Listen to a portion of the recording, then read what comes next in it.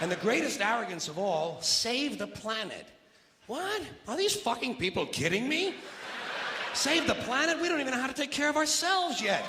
We haven't learned how to care for one another. We're gonna save the fucking planet? I'm getting tired of that shit.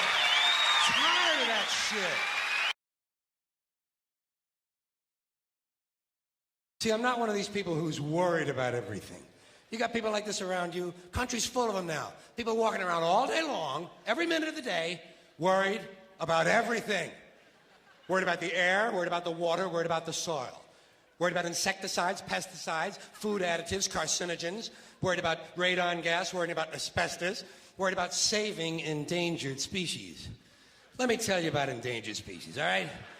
Saving endangered species is just one more arrogant attempt by humans to control nature. It's arrogant meddling. It's what got us in trouble in the first place. Doesn't anybody understand that? Interfering with nature. Over 90%, way over 90% of all the species that have ever lived on this planet, are gone. They're extinct. We didn't kill them all. They just disappeared. That's what nature does. They disappear these days at the rate of 25 a day. And I mean regardless of our behavior. Irrespective of how we act on this planet, 25 species that were here today will be gone tomorrow. Let them go gracefully. Leave nature alone. Haven't we done enough? We're so self-important. So self-important. Everybody's gonna save something now. Save the trees, save the bees, save the whales, save those snails. And the greatest arrogance of all, save the planet. What? Are these fucking people kidding me?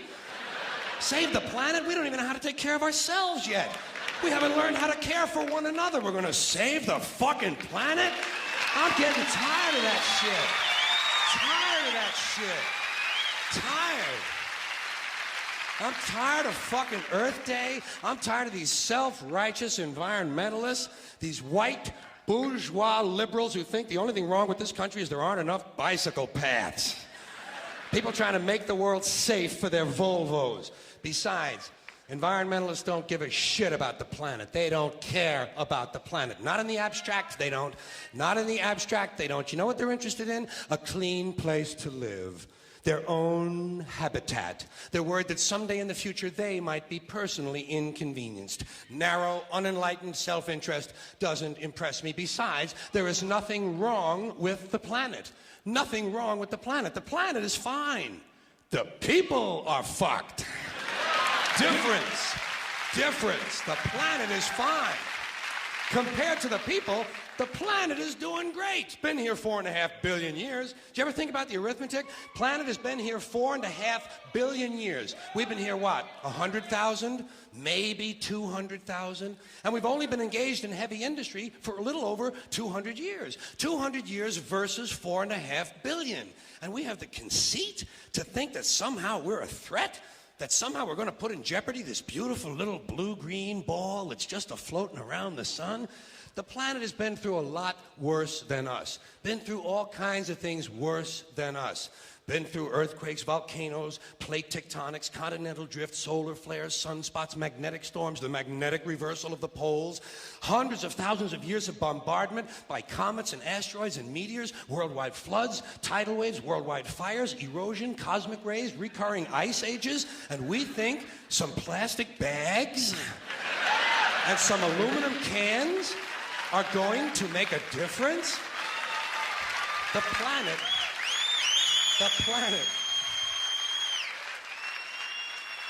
planet isn't going anywhere. We are. We're going away.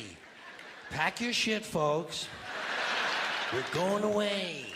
And we won't leave much of a trace either. Thank God for that. Maybe a little styrofoam. Maybe.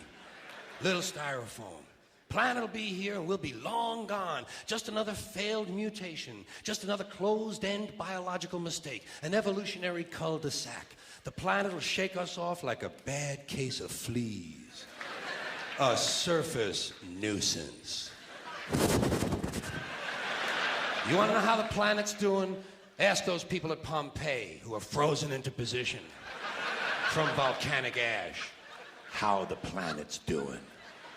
Want to know if the planet's all right? Ask those people in Mexico City or Armenia or 100 other places buried under thousands of tons of earthquake rubble if they feel like a threat to the planet this week. How about those people in Kilauea, Hawaii, who build their homes right next to an active volcano and then wonder why they have lava in the living room? The planet will be here for a long, long, long time after we're gone, and it will heal itself, it will cleanse itself, because that's what it does. It's a self-correcting system. The air and the water will recover, the earth will be renewed, and if it's true that plastic is not degradable, well, the planet will simply incorporate plastic into a new paradigm, the earth plus plastic. The earth doesn't share our prejudice towards plastic. Plastic came out of the earth. The earth probably sees plastic as just another one of its children. Could be the only reason the earth allowed us to be spawned from it in the first place. It wanted plastic for itself. Didn't know how to make it. Needed us. Could be the answer to our age-old philosophical question, why are we here? Plastic. Assholes. So, the plastic is here, our job is done, we can be phased out now, and I think that's really started already, don't you? I mean, to be fair, the planet probably sees us as a mild threat, something to be dealt with, and I'm sure the planet will defend itself in the manner of a large organism, like a beehive or an ant colony can muster a defense. I'm sure the planet will think of something. What would you do if you were the planet trying to defend against this pesky, troublesome species? Let's see, what might... viruses. Viruses might be good. They seem vulnerable to viruses. And viruses are tricky, always mutating and forming new strains whenever a vaccine is developed. Perhaps this first virus could be one that compromises the immune system of these creatures. Perhaps a human immunodeficiency virus, making them vulnerable to all sorts of other diseases and infections that might come along. And maybe it could be spread sexually, making them a little reluctant to engage in the act of reproduction. Well, that's a poetic note. And it's a start. And I can dream, can't I?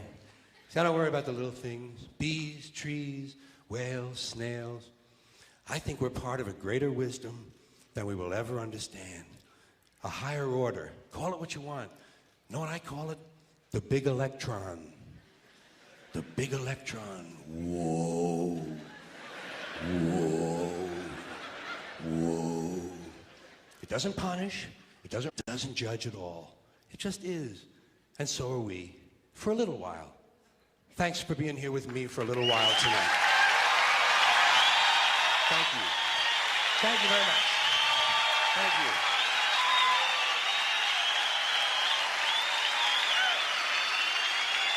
Thank you. You in New York City, take care of yourself. Take care of yourself. And take care of somebody else. Thank you. Good night.